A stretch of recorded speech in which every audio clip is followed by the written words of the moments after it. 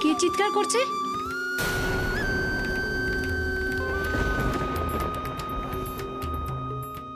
শেষ করে দেবে, শেষ করে দেবে তুমি আমায়? হ্যাঁ, মালিনী ব্যানার্জি কি করতে পারে তোমার ধারণার বাইরে। সাপের লেজে পা দিয়েছ, বিষের জ্বালায় তো মরতেই হবে।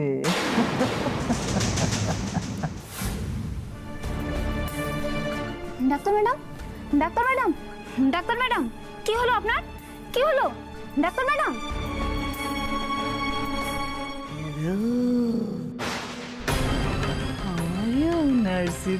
তুমি কোথায় ছিলে? তুমি তুমি এখানে কি করে এলে?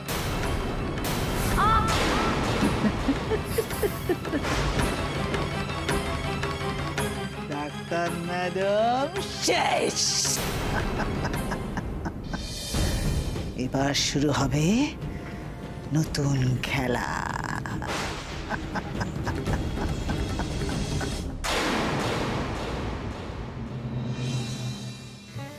ভালো থাকো, সুস্থ শরীরে থাকো, রাধা মাধব তোমার মঙ্গল করুন। এই নাও প্রসাদটা খেয়ে নাও। মাগো, দোল তো এসে গেল মা। এইবারে ভাবছি পূর্ণিমাতে জমিয়ে পুজো করব। তিতির, তিতির, এই তোমরা কেউ তিতিরকে দেখেছো? তিতির এসছে এখানে? তিতির তো নিচেই ছিল। শ্রেয়া, তিতিরকে দেখেছো? না, দেখেছো? তিতির ঘরে নেই। আরে ঘরে কেন? তিতির কোথাও নেই। আমি সারা বাড়ি তন্ন তন্ন করে খুঁজেছি, কোথাও নেই তিতির। ওমা, সে কি গো? দাদু ভাই, ও দাদু ভাই, তিতির বউ তাহলে আবার বাইরে চলে আরে গেছে। কি বলি বলো তো ঠাম্মি, এবার তুমি বলো আমি এবার কোথায় খুঁজতে বেরোবো? এই সোমরাজ, ফোন করো, তিতিরকে ফোন করো, ফোন করো। ফোন করাটা দরকার।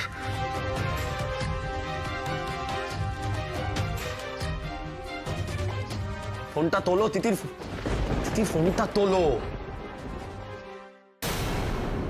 কি হলো? ফোনটা ধরলো না তো ফোনটা ধরলো না, আবার করো। হ্যাঁ, আমি বারবার ট্রাই করো, বারবার করছি, ওটাই করছি। ফোনটা ধরো তিতির, তিতির ফোনটা। দোয়েল, তুমি কি তিতিরকে কোথাও পাঠিয়েছো? তিতিরকে খুঁজে না পাওয়ার পেছনে তোমার কোনো হাত নেই তো?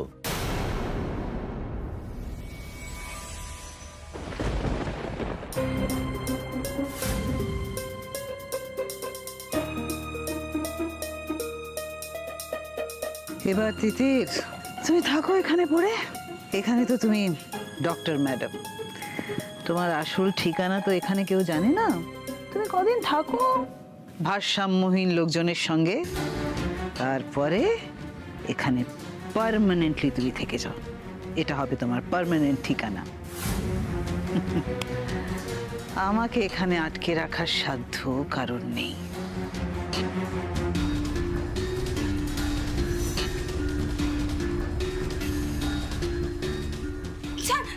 দাঁড়াও দাঁড়াও, পালিয়ে যাচ্ছে কোথায়? ছয় না তুই।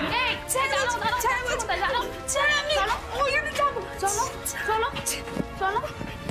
এই অনিমা না, একে ধর তো। আচ্ছা, এই দাঁড়াও, পালিয়ে যাচ্ছে সারা।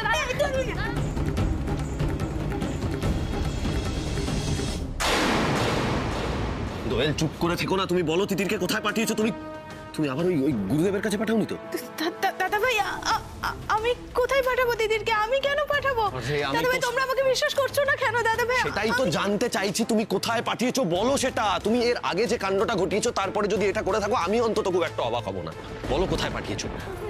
দোয়েল চুপ করে থেকো না। আমি কোথাও পাঠাবো? দিদি ভাই, যদি কোথাও পাঠিয়ে থাকি বলে দে না দিদি ভাই, বলে দে। ঠাম্মি, হ্যাঁ, তিতির তো আমার বোন। ঠাম্মি বলো, তোমরা আমাকে কেন বিশ্বাস করতে চাইছো না? আমি তিতিরকে কোথাও পাঠাইনি গো। আমি কেন ওর সাথে এরকম কাজ করবো বলো তো? আমি মানছি, আমি তিতিরের ভালো চাইতে গিয়ে একটা ভুল করে ফেলেছিলাম, কিন্তু তাই এই একটা ভুলের জন্য তোমাকে কত বড় খেসারত দিতে হতে পারে সে ধারণা তোমার আছে? আছে? সোমরাজ, তুমি শান্ত হও। আমাদের এখন তিতিরকে খোঁজা দরকার। এক্স্যাক্টলি, আমিও তো সেটাই বলছি। তিতিরকে কি করে খুঁজবো, কোথায় খুঁজবো? আমার তো কিচ্ছু মাথায় ঢুকছে না। আমি তিতিরকে তুই দাঁড়িয়ে দাঁড়িয়ে কি ভাবছিস? মেয়েটাকে গিয়ে খোঁজ, মেয়েটা কি হয়ে গেল দেখ, এবার বিপদ হয়ে যাবে। দাঁড়াও এরকম করে হবে না, আমাদেরকে পুলিশকে জানাতে হবে, পুলিশকে ফোন করো। হ্যাঁ, পুলিশকে ফোন করো। শোনো না, তোমরা বিশ্বাস করো, আমি কিন্তু দিদিকে কোথাও পাঠাইনি, তোমরা আমাকে বিশ্বাস করছো না। তিতির ফোন করেছে। দেখো তিতির ফোন করেছে। হ্যালো হ্যালো তিতি, তুমি? হ্যাঁ, আমি থানা থেকে বলছি। যে মানসিক হাসপাতালে মালিনী দেবী ভর্তি ছিলেন সেখান থেকে তিনি ফেরার হয়ে গেছেন। আপনারা এক্ষুনি একবার এই হাসপাতালে আসুন তো। সোমরাজ, কি হলো? কার ফোন ছিল? পুলিশ ফোন করেছিল। মালিনী ব্যানার্জি মানসিক হসপিটাল থেকে ফেরার হয়েছে। আমাদের ওখানে যেতে বলছে। কোথায় যাব এখন আমি? তিতিরকে খুঁজতে যাব না মালিনী ব্যানার্জির জন্য থানা পুলিশ করব? কোথায় যা?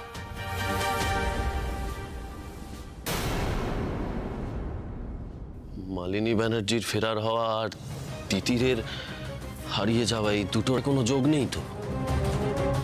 বেরোতে হবে আমাকে বেরোতে হবে, হসপিটাল যেতে হবে। দাঁড়াও সোমরাজ, তুমি একা যাবে না, আমি তোমার সঙ্গে যাবো। না আপনার এই অবস্থা আচ্ছা, আমিও যাচ্ছি।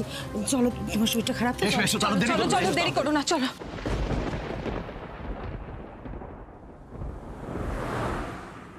অফিসার, মানে আপনি প্লিজ বলুন, মানে উনি কি করে পালিয়ে যেতে পারলেন? মানে এটা কি করে সম্ভব? উনি শুধু এখান থেকে পালিয়েছেন তাই নয়, এখানকার একজন নার্স আর একজন ডাক্তারকে রীতিমতো জখম করে দিয়ে পালিয়েছেন। কি বলছেন? তবে অফিসার, আমার আরো একটা কথা বলার আছে আপনাকে। আমি জানি না এই মালিনী দেবীর চলে যাওয়ার সঙ্গে এটার কোনো সম্পর্ক আছে কিনা। আমার স্ত্রীকে আমি আজ সকাল থেকে খুঁজে পাচ্ছি না, মানে উনি বাড়িতে নেই।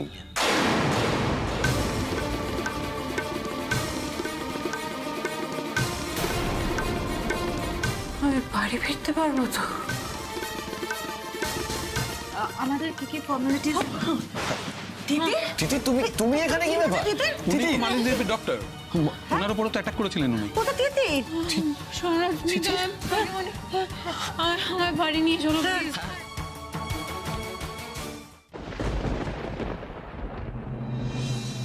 সব বিষয় তোমার বাড়াবাড়ি, তাই না? কি দরকার ছিল মালিনী ব্যানার্জির ওখানে যাওয়ার? কিছু করতে পারলে গিয়ে? পারলে না তো? একবারও ভাবলে না আমার কতটা চিন্তা হতে পারে? তোমার যদি আজকে কিছু হয়ে যেত তাহলে আমি কোথায় যেতাম, কি করতাম? একবারও ভেবে দেখেছো? আমি তোমার চিন্তাটা অস্বীকার করছি না সোমরাজ, আর সেই জন্য আমি তোমাদেরকে কিছু জানাইনি, কিন্তু আমি কি করব বলো তো? আমি এখন শুধু তিতির নই, আমি সন্তানের মা হতে চলেছি। আর আমার সন্তানের যদি কেউ ক্ষতি করতে চায় তাহলে আমি তাকে কি করে ছেড়ে দেবো? তুমি কি গিয়ে কিছু করতে পারলে? কিছু করতে মালিনী ব্যানার্জির কিছু করতে পারলে না তো? তাহলে কি লাভ হলো গিয়ে? উল্টে মালিনী ব্যানার্জি তোমাকে কি সব ইনজেকশন দিয়ে চলে গেল। ইনজেকশন? কিসের ইনজেকশন দাদা ভাই? জানি না, এখনো জানতে পারিনি। পারবো হয়তো জানতে। না তিতির বউ, তুমি ঠিক কাজ করোনি। এই শোনো, আজকে আমি সবাইকে একটা কথা জানিয়ে দিচ্ছি সবাইয়ের সামনে। আজকের পর থেকে তিতির একা এ বাড়ির চৌকাঠের ওপাশে পা রাখবে না, ব্যাস। হ্যাঁ তিতির দাদা ভাই কিন্তু একদম ঠিক কথা বলেছে। তুই আজ থেকে এই বাইরে বেরোবি না। তুই এই অবস্থায় কোথাও যাওয়ার দরকার নেই। আমি তোর দেখভাল করবো, আমি তোর খেয়াল রাখবো। সেরকম হলে প্রয়োজন নেই দোয়েল। আজ তোমার মেশানো ওষুধ খেয়ে এবং মালিনী ব্যানার্জির দেওয়া ইনজেকশন, এটা যে তিতিরের জন্য কতটা ক্ষতি করতে পারে সেটা তো তোমাদের কারোর কোনো। সোমরাজ, কি বলছো তুমি দিদিকে? দিদি ইচ্ছে করে করেছে নাকি? দিদি তো আমার ভালোর জন্য করেছে, ক্ষতির জন্য। দিদি বুঝতে পারিনি, এরকম ভাবে বলো না প্লিজ। হ্যাঁ দাদা ভাই, আমি কিন্তু তিতিরের ভালোর জন্যই। না, দরকার নেই দোয়েল। আজ থেকে তিতিরের সমস্ত ভালো মন্দর দায়িত্ব আমার। আমি ওর সমস্ত ভালো মন্দর দেখাশোনা করব, আমি তো বলছি। দোয়েল, বলছি কি, তুমি ভেতরে যাও। দোয়েল বউ, তুমি চিন্তা করো না, তিতির বউকে আমরা দেখভাল করব। ও কি শুধু তোমার বোন? আরে বাবা, ও আমার নাত বউ, আমাদের বাড়ির মেয়েও। দিদি, এই দিদি, কোথায় যাচ্ছ তুমি? দিদি কষ্ট পেয়ে চলে গেল। ওইসব দিদি বাদ দাও এখন। তুমি এখন আমার সঙ্গে রুমে গিয়ে রেস্ট নেবে। চলো আমার সঙ্গে রুমে চলো, এসো। সোমরাজ, আর একটা কথা না, এসো রেস্ট নেবে, এসো।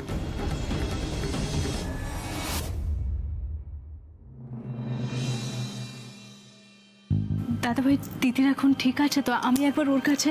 না, তার কোনো দরকার নেই। তিতির এখন ঘুমোচ্ছে দোয়েল, তিতিরের কাছে এখন আর যাওয়ার দরকার নেই। ও আরেকটা কথা, সেটা হচ্ছে তুমি না প্লিজ যখন তখন তিতিরের কাছে যেও না। তোমার যদি প্রয়োজন হয় ওর কাছে যাওয়ার, তুমি আমাকে বলো, আমি তোমাকে নিয়ে যাবো, কেমন? দাদা ভাই ও আমায় অবিশ্বাস করছে, এইভাবে ভুল বুঝছে দাদা ভাই।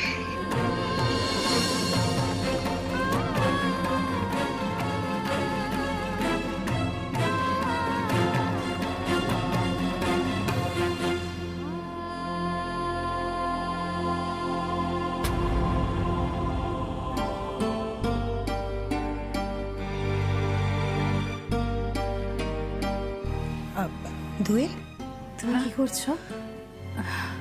কাকিমুনি আসলে তিতির এ সময় বেশি কিছু খেতে পারছে না, তো তাই ওর জন্য একটু ওটস বানাচ্ছিলাম আর কি। ও, তোমাকে করতে হবে না, তুমি যাও, আমি করে নেব। তুমি করবে? হ্যাঁ, যাও।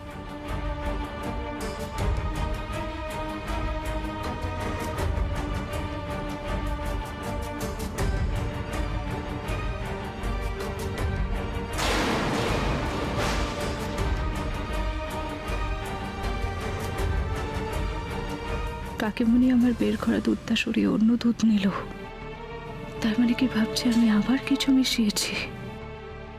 কাকিমুনি, তুমিও বোধহয় আমাকে আর ভরসা করতে পারছো না, তাই না? তুমিও ভাবছো আমি তিতিরের ক্ষতি চাই? না না, তা কেন দোয়েল? আমি তো মায়ের জন্য দুধ জাল দিতে এসেছিলাম, তাই ভাবলাম তিতিরের ওটসটাও করে নিই।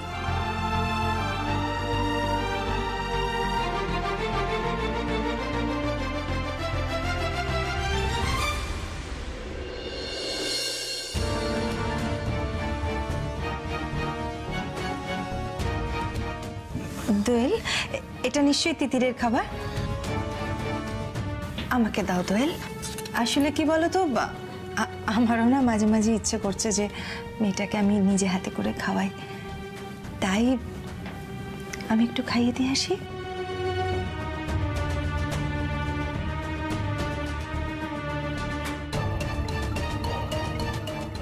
তোমরা সবাই আমাকে অবিশ্বাস করছো।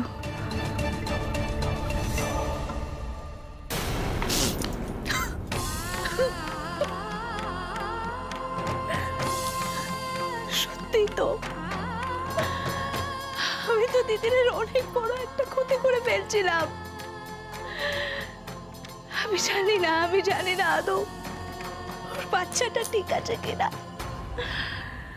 না না না না, এই অপরাধের কোনো ক্ষমা হয় না,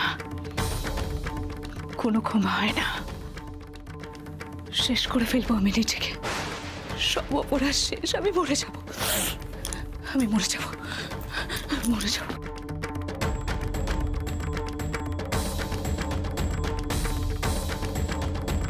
দিদি, কি করছিস তুই? কি করছিস দিদি? দিদি ছাড় এগুলো। এই দিদি, কি করছিস তুই? তোর মাথাটা কি পুরো খারাপ হয়ে গেছে? কি করতে যাচ্ছিলি তুই? তুই কেন করছিস এসব? আমি জানি আমার দিদি আমার জন্য প্রাণ দিয়ে দিতে পারে, আমার প্রাণ নিতে পারে না। তুই কেন এসব করছিস বাবা? কেন করছিস এরকম?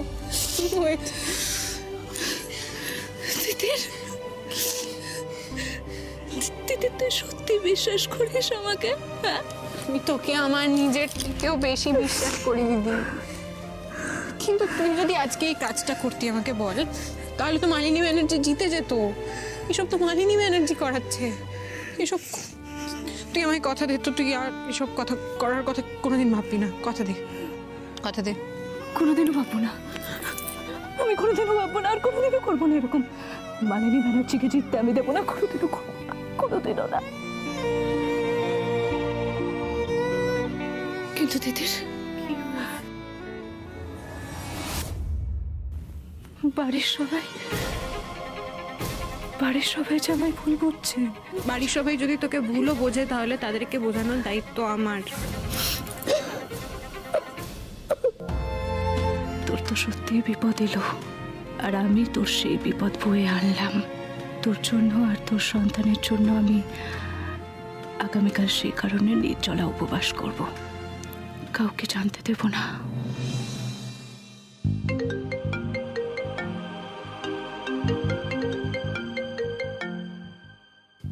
ওফ, যাচ্ছিলাম একটা দরকারি কাজে, সুবোধ বালিকা তার মাঝখানে আবার ফোন করে বসেছে। না, এবার একটু ঠান্ডা ভাবে খেলতে হবে। ফোনটা কেন ধরছে না?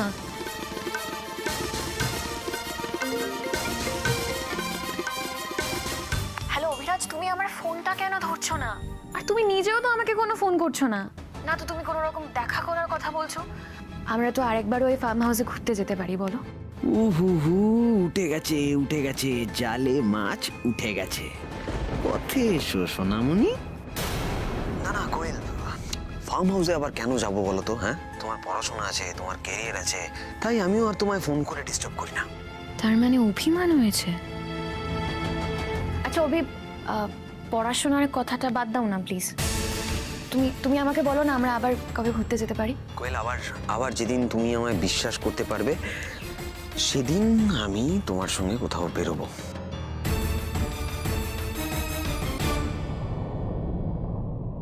অভিরাজ, তোমার এই অভিমান আমাকে ভাঙাতেই হবে। তুমি দেখা না করলেও কাল যে করে হোক তোমার সাথে আমি দেখা করেই ছাড়বো। এই সম্পর্ক আমি ভাঙতে দেব না। তোমার মতো মানুষকে আমি হারাতে চাই না।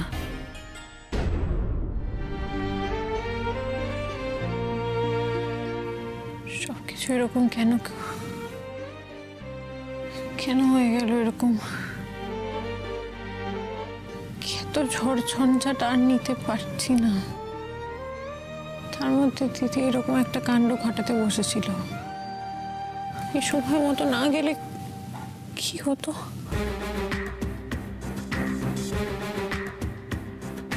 এদিকে মালিনী ব্যানার্জি কোথায় কে জানে, আর নতুন করে আমার সন্তানের কি ক্ষতি করার প্ল্যান করছে।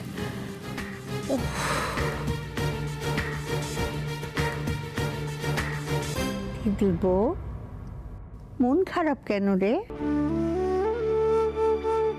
কিছু না ঠাম্মি, কিচ্ছু না। আমি জানি তুই যদি আমাকে নাও বলিস তাও আমি বুঝতে পারি। সংসারে এমন এমন কত ঘটনা ঘটে যেটা সামলাতে খুবই কষ্ট হয়। তুমি আমার পাশে একটু বসো না। দাঁড়া একটু দাঁড়া, সবাইকে ডাকি, কেউ নেই। দেবীমা, শ্রেয়া, সোমদাদু ভাই, এদিকে এসো না একটু। হ্যাঁ মা, কি হয়েছে? তিতি ঠিক আছে তো? হ্যাঁ হ্যাঁ, তিতির বউ আমাদের খুব শক্ত, বুঝেছো? আচ্ছা ঠিক আছে, সবাই যখন এখানে আছো তখন আমি একটা প্রস্তাব দেব। প্রস্তাবটা হলো, এত ঝড়ঝাপটার পর বাড়িতে একটু আনন্দ উৎসব না করলে হয়? একটু হইচই, জমজমাট আনন্দ এরকম করব কিছু। এই না না না, এক সেকেন্ড। আমি কি বলছো? এই অবস্থার মধ্যে প্লিজ হইচই টইচই আমি একদম প্লিজ না। সোম, তুমি হয়তো তিতিরের কথা চিন্তা করে বলছো, কিন্তু এই সময় যদি আনন্দে থাকা যায় তাহলে মনটা ভালো থাকে, আর মন ভালো থাকলে শরীরও ভালো থাকে। আরে বাবা, আমিও তো তাই বলছি। তিতির বউয়ের মন ভালো করার জন্য আগামীকাল আমরা দোল উৎসব পালন করব।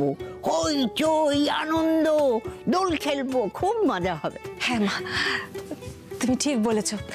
আমরা বেশ বসন্ত উৎসব করব, আর রং বেরঙের জিনিস দিয়ে সবকিছু সাজাবো, আবির খেলবো, গান, কবিতা। না না, রাখো তো সব। এবারে না বালাম পিচকারি হবে। মানে ঠাম্মি, কি বললাম? কি বলছো তুমি কি চাইছো? মানে আমাদের বাড়িতে দোল উৎসব পালন হবে বলিউড স্টাইলে? মানে আচ্ছা, এই ব্যাপার। তিতিরের মন ভালো করতে বাড়িতে কালকে হোলির পার্টি হবে। বেশ, খবরটা জায়গায় দিতে হচ্ছে তো।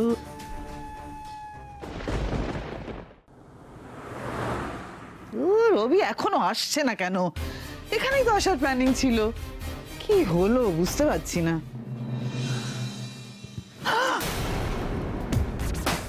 যে মা, ও এই যে তুমি যা বলেছিলে, তোমার ব্যাগ ধরো। আর এই যে তোমার ফোন। এবার তুমি সবার সাথে কন্ট্যাক্ট করতে পারবে। আচ্ছা, কেউ কিছু জানতে পারেনি তো? এখানে আসার পথে তোমাকে কেউ দেখতে পারেনি তো? না না যে মা, তুমি এসব নিয়ে চিন্তা করো না। যে মা জানো তো, বাড়িতে এখন না সবাই একটু চাপে আছে। এই যে মা, একটা গসিপ আছে। ওই তিতির যে গোলমালটা শুরু করেছিল ওষুধ খেয়ে, তার জন্য কে কেসটা খেয়েছে জানো? হ্যাঁ, কি বলো তো দোয়েল বৌদি। হ্যাঁ, দোয়েল বৌদিকে না সবাই একবারে এক ঘরে করে দিয়েছে। আর কি বলবো। আচ্ছা আচ্ছা, ঠিক আছে, এই দোয়েল তিতির গসিপ পরে হবে, আগে খাবার, ফুড। ওই ব্ল্যান্ড মাছের ঝোল জেলে খেয়ে না আমার শরীর খারাপ হয়ে গেছে। I need food. এই যে তোমার খাবার। Thank you. মা বলছি, আমার গিফটটা, মানে যেটা আমায় দেবে বলেছিলে, রাজারহাটের জমিটা। Your Gemma always keeps her promise. Thank you যে মা, আমি দলিলটা নিয়ে আসি। হ্যাঁ, বেড়ে খেলছো অভিরাজ, তোমায় এখন দরকার আমার, তাই ছটাচ্ছি না। যে মা, এই যে